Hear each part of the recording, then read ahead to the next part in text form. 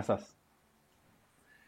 Muy bien, la verdad, encantado de que ustedes me hayan podido invitar, tanto Renato como Rodrigo, encantadísimo. Yo siempre digo lo mismo, siempre que encuentro una nueva tribuna en la cual yo puedo expresarme, yo encantadísimo, siempre acepto cualquier tipo de invitación y esta no iba a ser la excepción, así que no se preocupen, yo creo que sí o sí vamos a terminar algo, no estando de acuerdo en algún tema porque yo soy demasiado radical, así que la polémica está movida. Está ¿Has bien, visto está que bien. en las encuestas de Ipsos, los cinco punteros, digamos, son Lescano, Forsyth, Aliaga, Fujimori y Mendoza? Son los cinco. ¿Tú qué opinas de ese orden de las encuestas? Bueno, decirte que me sorprende mucho, el que más me sorprende de ahí es Forsyth, porque la verdad es que independientemente de que estemos de acuerdo o no en una ideología, creo que por lo menos deberíamos votar por alguien que sabe a lo que va. Por ejemplo, de esos que me has nombrado, yo estoy, el más en desacuerdo es, por ejemplo, Verónica Mendoza, pero yo sé que la tipa sabe su ideología y está bien, pero bien encarada con eso, está empapada el tema. Conforme al orden, parece que por ahí ayer estábamos analizando las encuestas y parece que hay mucha gente que sin decirlo, o sea, sin hacer ruido, ha visto lo que pasó en Chile con el cambio de constitución y fácil que López Aliaga y Keiko estén tan arriba, fácil es la respuesta natural a eso, aunque no sean las mejores opciones. En mi opinión, no es solo ellos dos. En mi opinión son los cinco. O sea, yo creo que los cinco que están ahí son el ascenso del populismo. No sé, ¿tú qué crees? ¿Que el populismo se ha impuesto en estas elecciones o no crees eso? Mm, es que yo creo que la democracia en su estado más puro es el populismo, parafraseando a Miguel Ancho Bastos. Creo que no se puede ganar una elección si tú no prometes cosas que están fuera de tus posibilidades. Y creo que los cinco que has nombrado prometen cosas que están fuera de sus posibilidades.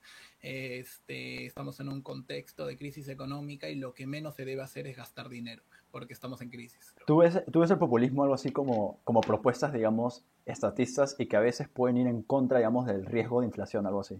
¿Tú lo verías así, el No, populismo? yo defino el estatismo en una definición personal autodidacta. Yo veo como propuestas a corto plazo que te mejoran la vida a corto plazo, pero que te empobrecen más a largo plazo. Yo sin duda lo veo así. Para mí eso es populismo y estamos en populismo izquierda, derecha. Sí, los planes de gobierno, digamos, ¿cuáles son esos factores que tú dices, esto es lo que me ayuda a definir o construir mi decisión de voto? O sea, por ejemplo, a mí me puede importar mucho los derechos de animales y si veo que van a arreglar SWATs a los animales, ya ese es mi voto. Yo voy a votar por ese partido. ¿Cuál es lo tuyo? Esa es Sí, en los videos que he hecho de los análisis, yo digo siempre que el factor más importante para mí, porque yo analizo la parte económica, no la parte social, aunque sí la leo, pero tengo una opinión propia para mí, que no la digo en los videos algunas veces, siempre analizo y digo lo siguiente, si un candidato propone gasto público, o sea, impuestos que te van a sacar dinero del bolsillo, yo lo voy a criticar. Si un candidato propone menos Estado, más reducción del Estado, pues yo lo voy a alabar. Independientemente de quién sea, si sea Verónica Mendoza, me da igual. Si hay una propuesta buena en ese sentido, que va en ese sentido, yo lo voy a alabar. Por eso es que no me intento casar con nadie. Por eso es que de los cinco de ahí no apoyo a nadie y no hay un solo candidato que me satisfaga en mis necesidades políticas. Entonces tú tomas la parte económica. Entonces, por ejemplo, yo tengo un Uh ejemplo, -huh. no sé, si veo el plan de Soto y veo que tiene un plan relativamente, digamos, decente en comparación a todos, en verdad, pero un gobierno dura 5 años. Entonces, o sea, tú dices, digamos, igual, digamos, a los 3 años hay una reactivación económica y por simultáneo llegarán protestas sociales. Igual tú crees que, o sea, si Soto puede contener eso, o sea, tú crees que igual lo económico sigue siendo lo más fuerte igual.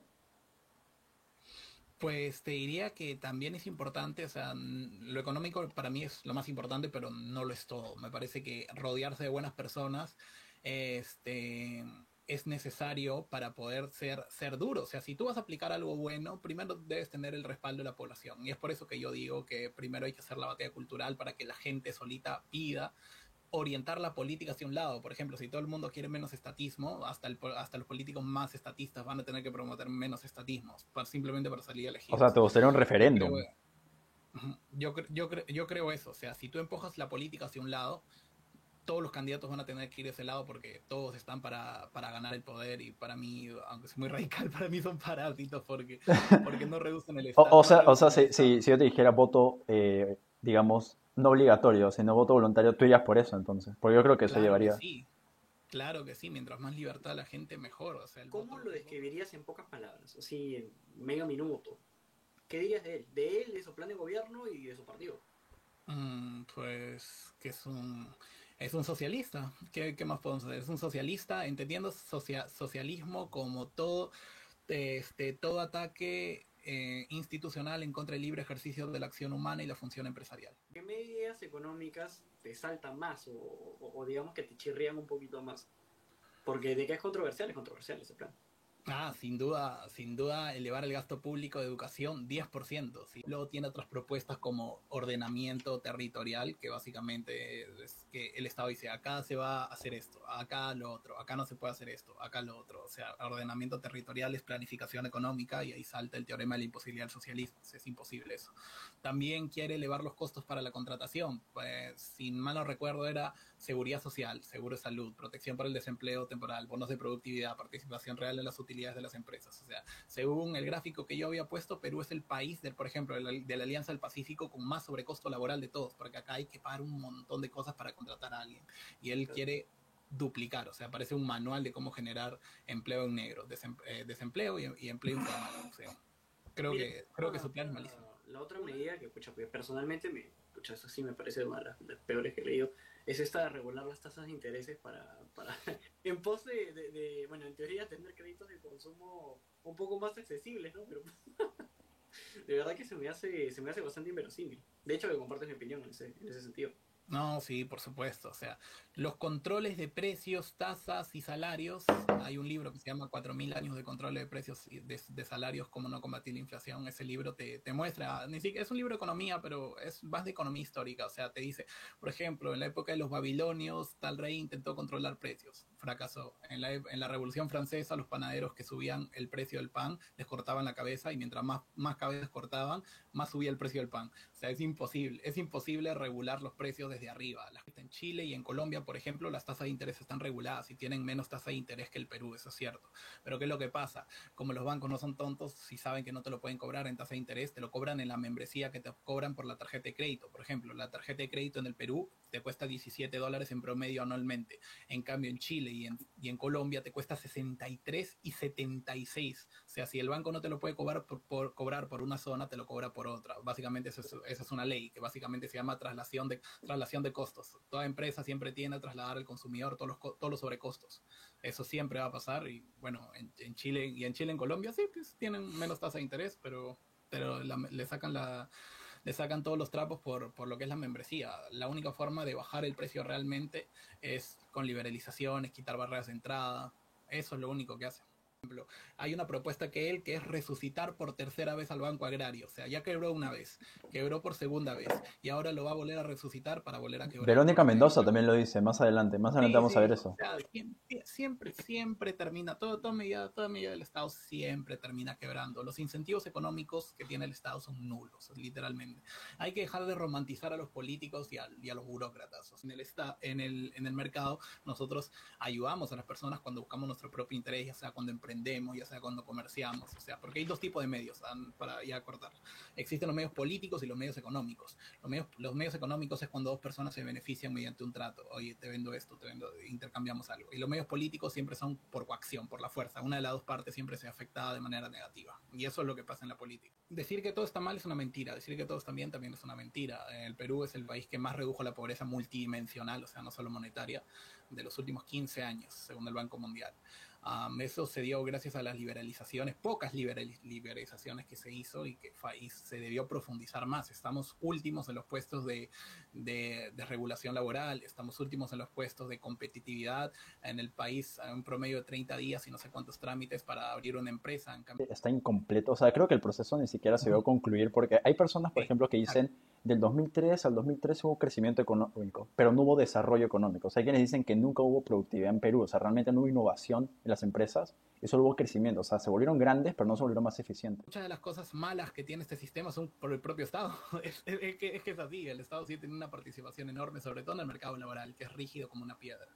Y ahí se forma otro círculo malísimo. ¿Por qué? Porque los que tienen facilidades para importar equipo, capital, maquinaria, son los formales. Si eres informal no existes, no tienes acreditación, no tienes cómo demostrar que existes para capitalizarte. Por lo tanto, los que tienen la mayor productividad, según el gráfico de ayer que mostré, son las empresas grandes, son las que se pueden capitalizar. Y ahí se forman barreras de entrada perversas, que no dejan que la gente que tiene poco capital pueda entrar al mercado formal y tiene que optar por el mercado informal. Por lo tanto, los sueldos no crecen.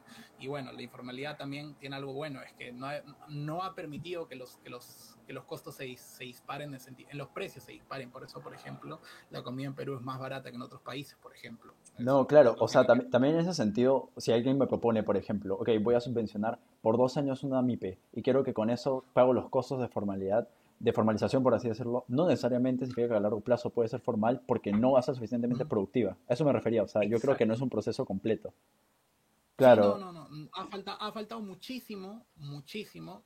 Y lamentablemente no se hizo. Y el Estado es una carrera contra el tiempo, el Estado. El Estado, en una frase, así bien corto, ¿cómo describes a Forsyth? ¿Qué piensas de él? analfabeto político. Vamos a impulsar la generación de empleos permanentes en las MIPES. Y Me parece que no es manera de elevar los salarios.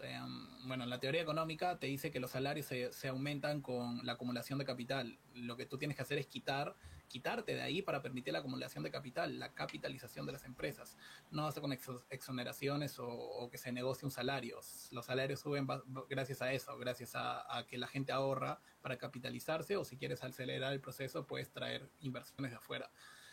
Creo que es un paliativo, o sea, puede ayudar, pero no va a solucionar el problema de fondo. O sea, media nueva y podemos compararla con un plan de Aliaga también, que dice reducir el límite de inversión de las AFPs en el exterior de 50% a 30%, canalizando esto a inversiones en fondos de fideicomiso para financiar proyectos o sea, del Estado. Y lo peor es que hay una garantía estatal para cubrir eventuales pérdidas de estos proyectos. mamita, Dios mío, eso me suena mucho a Liaga. Pues bueno, te hablo desde el punto de vista moral. La escuela austríaca es una escuela muy moral. Es inmoral totalmente obligar a una empresa a hacer algo que no quiera. Es inmoral obligar a los ciudadanos o a las empresas a obligar a hacer cosas que no quieran. Y encima es pésimo. ¿Por qué? Porque ¿quién sabe mejor en dónde invertir o reinvertir las utilidades que las propias empresas? El Estado no sabe. Se está haciendo intervencionismo y encima se está dando respaldo a las FP para que puedan tirar el dinero de la gente porque van a ser rescatadas por el Estado. Me parece que va a haber muchos incentivos perversos ahí. Que una nueva constitución, su lema, sí, su lema, digamos, publicitario es la nueva constitución anticorrupción. Él dice de que para que sea anticorrupción va a poner a la corrupción como un crimen de lesa humanidad. Ese es su punto. Al ponerlo, supuestamente asumimos que la corrupción se irá a cero, ¿no? Cuando pones eso.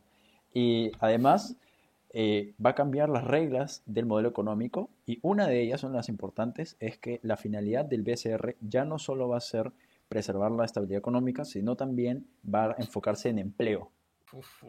¿Qué te puedo decir? Propuestas que malísimas, sobre todo quitarle independencia al BCR es lo peor, lo peor. Justamente ese organismo ha funcionado muy bien. Podría funcionar mejor si nos ponemos radicales, pero ha funcionado muy bien gracias a la independencia. Quitarle independencia es muerte económica, es inflación, decir que... Si tuvieras que describirlo en pocas palabras, ¿cuáles serían? Bueno, es populista sin ninguna duda, conservador, de hecho creo que es ultra conservador, pero bueno, este, no lo apoyo, bueno, al menos yo no lo apoyo porque tiene propuestas que no me gustan para nada, y creo que si las aplica, si es que alguien no le dice, oye, te estás equivocando, las aplica, el 2026 vamos a tener a Verónica, sin ninguna duda. Respecto a lo de la reducción del IGB, Esa propuesta sí me gusta mucho. Me encantaría cuánto lo va a reducir, no lo dice, pero eso, o sea, si tú reduces el IGB y no achicas gasto público, caes en déficit. Así que lo primero que se debe hacer es recortar gasto público, así, pero recortar bastante. Pero dudo que lo haga, pero si él dice IGB, no sé, de repente él dice reduzco el IGB, lo reduzco un punto, ya está, ya lo reducí. ¿Crees que realmente Aliaga puede, o sea, disminuir ese gasto público? Porque yo he visto que tiene proyectos, tanto aeropuertos internacionales como el tren Todo costeño. lo va a financiar por fideicomiso, dice. Todo es fideicomiso. Claro, claro, entonces Todo lo va a pagar los peajes. Yo no sé, yo es no es entiendo, un poco sinceramente. raro, ¿no? O sea, es bien extraño. Yo creo que va a endeudar al país. Ese dinero estoy seguro que no lo gastaría. Pero bueno, la deuda es inmoral y no debería usarse. Pero personalmente creo que ahorita todo lo que atente contra esto, contra la recaudación, contra el presupuesto fiscal, en este contexto y en el corto plazo me parece súper dañino, personalmente. Sí, no, yo lo veo, o sea, como te digo, la escuela austríaca tiene lo bonito de que antes de ser una escuela de economía es una escuela casi de teoría filosófica, de teoría política. Todo, pues, sobre todo Rothbard, que es el autor que más sigo, te habla antes de hablarte de por qué esto es bueno, o sea, por qué es eficiente, te lo habla porque es moral. O sea, ¿es moral quitarle dinero a la gente? No, entonces de ahí empieza la inmoralidad. Y siempre, Los 23 candidatos, tú así, por ninguno pondrías las manos al fuego. Sí, por ninguno. no, ni siquiera por Hernando de Soto, que me parece que tiene el mejor plan, ni siquiera lo pongo por él. Nosotros sabemos que el nivel de deuda de Perú no es precisamente alto en la región y en el mundo, incluso porque hay países que tienen, pucha, X veces la cantidad de su PIB endeudados. Entonces tú dices que te parece inmoral, pero por ejemplo, el hecho de que te parezca inmoral por el hecho de que se reduzcan las libertades, ¿para ti pesa más que el hecho de que quizás es eficiente a corto plazo los mecanismos de deuda? No, me parece que es más eficiente recortar gasto que endeudarse. Me parece que endeudarse es una medida de no querer tocar los privilegios de los políticos. Impuestos futuros, impuestos que van a destruir a las generaciones venideras. Yo lo justificaría de ningún modo. O sea, diría, en la deuda siempre se da cada vez que no se quiere recortar gasto público. Y nosotros estuvo en los 90 bajo el muro de hierro. Era un país socialista donde no existía propiedad privada. O sea, ahí no vivía un porcentaje de la población para el Estado. Todo el mundo vivía para el Estado porque no había propiedad privada. Si ahí, donde todo el mundo, no habían empresas privadas, si todo era del Estado, se pudo hacer las reformas y hacer que las poquitas empresas que venían fueran absorbiendo el empleo privado, se puede hacer acá perfectamente. Te puedo hacer el caso más extremo para que veas que incluso sin propiedad privada, sin empresas, se pudo reducir el Estado. Otra de sus propuestas políticas es esta que dice descentralizar las sedes o los poderes del Ejecutivo. ¿Qué piensas? Me parece poco realista. La verdad es que los proyectos que tengo, por ejemplo, yo cuando analicé puse el caso de Nigeria y el caso de Brasil, fueron proyectos millonarios que le costaron muchos Claro. puntos del PIB al país. Me parece que es gasto público. Keiko, ¿cómo la defines? Obsoleta, podríamos decir. ¿En qué sentido? ¿Obsoleta qué? ¿De No, tiene esta, ideas? ¿De en todo partido? sentido, está caduca tanto como política, como con ideas, y encima probablemente se le venga la noche en el tema judicial. Bueno, vamos con las propuestas económicas. A ver, ella propone eh, impulsar políticas no convencionales desde el BCR con un efecto distributivo neutro o por lo menos progresivo. Y esto nuevamente fue criticado por el Instituto Peruano de Economía y dijeron que no tiene idea por qué está haciendo eso. ¿Qué opinas? Obviamente, hay mucha gente, bueno, sobre todo, yo creo que la mayoría de estudiantes de economía, sobre todo en nuestros países, te dirán, bueno, les enseñarán que los impuestos son un modo de redistribución de la riqueza, un modelo redistributivo de renta de un sector hacia el otro. Yo lo veo un tema inmoral, yo lo veo en mis videos, yo lo digo abiertamente, que yo lo veo como un robo totalmente. La función de los impuestos para mí es quitar renta a la gente y ya está. Que van a recuperar la política de simplificación de fondo y de forma en la tributación. Habrá menos cantidad de tributos, asegurando que los mismos sean transparentes, no arbitrarios y sencillos para todo contribuyente. Ujú. ¿Qué opinas? Si nos ponemos tibios socialdemócratas, es una muy buena propuesta. Yo lo comenté en el canal. No vamos a ponernos aquí especiales. Creo que es bueno. Y Y eso lo explica como ¿por qué dirías que es una buena propuesta? Sí, súper rápido. ¿Cuál es tu pequeño Mientras, análisis? o sea, por ejemplo, Estonia es el país que tiene el sistema fiscal más eficiente del mundo, ¿ah? Pero no es eficiente porque tenga pocos impuestos, ¿no? Sí tiene bastantes, sí tiene, por ejemplo, el IRPF al 30%. Pero es el mejor, es el más eficiente porque es el más fácil pagar.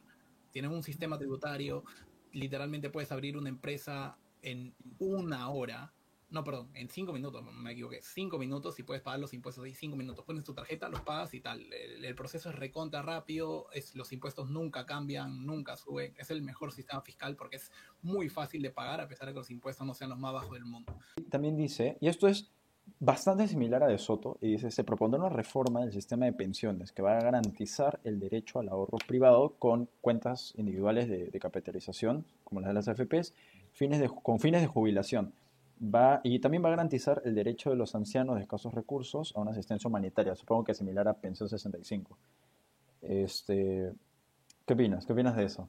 Que bueno, es similar creo que al sistema de Soto, si no me equivoco. Sí, sí, es similar, pero me parece igual ineficiente. Yo, si estuviera en mis manos, volaría toda la ONP y pasaría todo un sistema de capitalización. Y se está sacando dinero del tesoro público para financiar la ONP, porque o sea, son tan ineptos, o sea, son tan Sí, ineptos no, o que sea, hay un financian montón de gente que siempre el dice tesoro de que público. finalmente la ONP incluso es una caja de los políticos. Hay quienes podrían decir, hay quienes dicen eso incluso. No, sin duda. O sea, los sistemas de la ONP para los políticos son maravillosos porque tienen una cantidad de dinero enorme para financiar sus cosas enormes. O sea, quitar la ONP es quitarle una cantidad de dinero a los políticos. Nadie lo quiere hacer. La piensa Verónica, me parece que ella representa todo lo malo que puede existir en la economía, literal, todo, absolutamente todo lo malo. Es que cuando tú eres una persona ideologizada, por más que te muestren datos de la realidad, te va a dar igual. Forzar por encontrarle algo positivo en el análisis que le hice y sinceramente yo lo dije en modo de broma, pero creo que también es real. Es que su plan parece un manual de cómo convertir al Perú en un país pobre, en un país como el Congo, a la firma. Una propuesta de poner películas nacionales, obligar a los cines a poner películas nacionales, que obviamente nadie las va a ir a ver, porque no nos interesa, hay que ser sinceros, y todas las pérdidas la va a asumir el Estado. O sea, esta propuesta es muy peligrosa porque eso es lo que pasa en España y en Argentina. Y literalmente ellos se gastan millones, o sea, un montón de gastos públicos en mantener películas que nadie va a ver. Eso es lo que piensa ella y lo va a aplicar acá. O sea, va a ser, sobre todo, también tiene propuestas como darle más poder a los sindicatos, que tengan más participación colectiva. Quiere replicar los mecanismos que han permitido a Argentina ser lo que soy. Porque básicamente para contratar a alguien en Argentina tú tienes que pedirle permiso a los sindicatos. O sea, eso es lo que ella quiere replicar. Quiere replicar una cadena bien, bien, bien dañina para que se perpetúe y se ideologice a las personas. O sea, quiere ir por la cultura para que no se pueda salir de esto. Pero, perdón, no, aparte, o sea, aparte fuera, mira, dejando incluso ideas como el socialismo, comunismo, o sea, todo eso, si hablamos de Verónica Mendoza, hay problemas que siento que atentan mucho contra la libertad de las personas. Incluso vimos una propuesta que ella daba que eran cupos laborales para personas Ah, LGBT. sí. Entonces, Sí. yo evidentemente no tengo nada en contra de la comunidad LGBT, solo que pienso que un cupo laboral en el privado es bastante restrictivo para la oferta laboral. O sea, me parece un poco como que yo si fuera un empresario no me enfoco en la identidad o en la sexualidad de alguien. No sé si me entiendo. O sea, contrato a quien sea el mejor, porque creo que es lo más lógico, ¿no? Entonces, o sea, hay propuestas que van un poco más ya en contra de la libertad absoluta, ¿no? No sé. Es bien No, raro. te apoyo porque eso degrada a las personas. Básicamente, aparte de economía, eso degrada a las personas. Le hace sentir como tontitas y te dice, mira, tú no eres capaz de conseguir este trabajo, entonces te voy a tener que poner a la fuerza acá. O sea, aparte de las cuestiones económicas que causa que son muchísimas malas, o sea, yo lo veo más por el tema moral. O sea, yo pondría esa propuesta, tanto que le gusta decir transfóbico, esa propuesta yo diría, oye, ¿por qué no vas a votar por Verónica Mendoza? No, por su socialismo no, porque es transfóbica. ¿Por qué? Porque tiene una propuesta transfóbica. Me pongo en su propio terreno. Te dice, oye, pero actualmente eso no pasa en la mente de las personas, o sea, no están acostumbradas a contratar a personas, digamos, con una identidad de género diferente. Entonces, yo lo que creo es que tengo que darse el cupo de forma temporal, y tú mismo dijiste que lo temporal nunca será al final, pero bueno, imagínate que digan temporal para que en un futuro se acostumbren y ahí lo acabamos. ¿Tú qué dirías? Conjunto a lo que dice Roberto. No se puede modificar la realidad desde el Estado, diría. Eso nunca ha pasado. Si no, el socialismo hubiera funcionado. Si la gente sigue pensando toda su vida que el capitalismo es malo, entonces la sociedad básicamente seguirá siendo así. O sea, por ejemplo, en Chile tenemos esto, es un paréntesis, por ejemplo, en Chile es el país más rico de Latinoamérica, pero sin embargo es el cuarto país del mundo más anticapitalista, el cuarto país del mundo más anticapitalista. ¿Eso qué quiere decir? Que por más que tú hayas modificado sus relaciones actuales de producción, eso no influyó en su pensamiento. La guerra, lo que influye es la batalla cultural. Por más que ellos hayan modificado su forma de vida, hayan mejorado, lo que sigue primando es acá, la cabecita. Y si tú le repites todos los días, oye, estás mal, estás mal, estás mal, estás mal, desigualdad, desigualdad, desigualdad, desigualdad, político, político, político, capitalismo, pues, burgués, burgués, burgués, llegas a lo que pasó en Chile, un suicidio económico. Mejor dicho, creer que es un absoluto. Y como tú dices, o sea, yo tampoco soy idealista, pero el hecho de que yo creo que la mente humana muchas veces sobrepasa las capacidades físicas, o sea, poniendo así bien reales, o sea, no creo que en ningún momento, creo que, o sea, desde lo más básico, o sea, el hecho de la agricultura nomás es un hecho de haber pensado en el futuro y que la mente humana pase eso, ya es, o sea, ya es un sobrepaso. Entonces, sí, o sea, tampoco estoy de acuerdo contigo diciendo que yo no me considero idealista, por ejemplo, en eso no estoy de acuerdo contigo, pero, o sea, sí creo que, por ejemplo... Idealista en ideas, obvio. Claro, sí sé, pero me refiero de que creo que las ideas igual sí llegan a sobrepasar en cierto punto. Eso sí estamos de acuerdo. Siendo realistas, aun si ella llegase al poder, sabemos que muy probablemente no logre ninguna de estas cosas porque no tendría el apoyo legislativo, la verdad. Pero aún así, y este pensamiento lo tengo desde ayer, que no sé por qué se me había ido a la cabeza.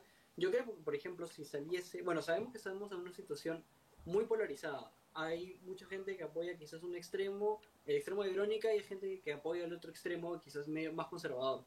Por ejemplo, yo creo que si hoy ganase López Aliaga y lo hiciese mal, yo creo que las probabilidades de que en un futuro, no sé si el 26 o no sé si después, que salga Verónica, no se me hace descabellado que pasemos de un extremo a otro y que esa sea una situación a mediano plazo.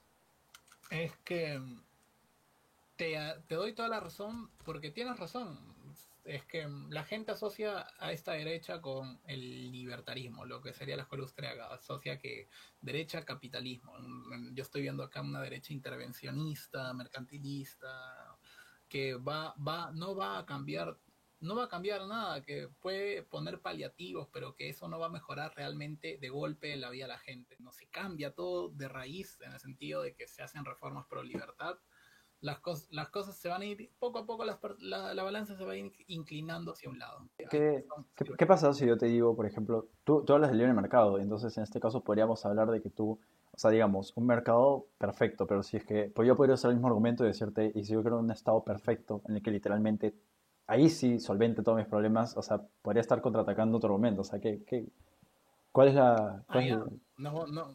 Ok, nos vamos a la teoría. O sea, yo siempre utilizo esto, el teorema de la imposibilidad del socialismo. El teorema de la imposibilidad del socialismo básicamente te dice que el socialismo fracasa porque no puede hacer cálculo económico. Y Rothbard lo extiende más. Rothbard viene y te dice, ok, pero esto se puede extender más. En realidad el teorema de la imposibilidad del socialismo en realidad es el teorema de la imposibilidad del Estado, porque el Estado no puede hacer cálculo económico, entonces las políticas públicas están destinadas a fracasar. Y mucha gente, por ejemplo, socialdemócrata, le dices, no, pero yo creo intervención. Ok, entonces me está diciendo que el socialismo funciona. Te dices, pero eso tiene... No, la razón por la que una política pública no funciona es porque es por la misma razón por la que fracasa el socialismo, el cálculo económico. Personas que están definiendo su voto por los ODS. Yo no sé, ¿tú qué piensas por eso? O sea, ¿definiría tu voto en tu caso o crees que ni para los demás tampoco debería...? No, los ODS están puestos en la Agenda 2030 de la ONU. Para nada. Creo que el que más tenía era el Partido Morado, si no me equivoco, ¿no? Sí, 73 tenía. Pues, mira, no me baso en eso, me baso en mis propios principios y si mi teoría económica calza con ellos. Te diría que no. Es muy gracioso, ¿no? Porque en noviembre Acción Popular era el partido golpista y ahora está primero en las encuestas, tanto congresales como presidenciales. O sea, una cantidad de incoherencias que no pueden coger, sino no. En el Congreso sí decidió mi voto, que es básicamente por Alejandro Cabero, de Avanza País, y Adriana Tudela.